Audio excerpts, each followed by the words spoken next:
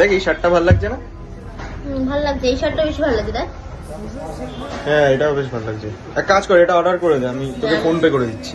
তোকে পে করতে হবে না, আমি পে করে অর্ডার দিয়ে দিচ্ছি একবারে। আরে আমি পড়বো, অর্ডার কর, আমি পেমেন্ট করে তুই দেবো। পড়বি তো কি আছে, আমি কি কখনো পে করতে পারি না?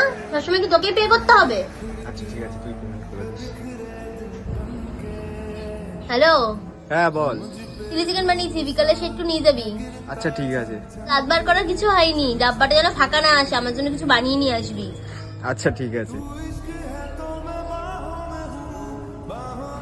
কি হয়েছে?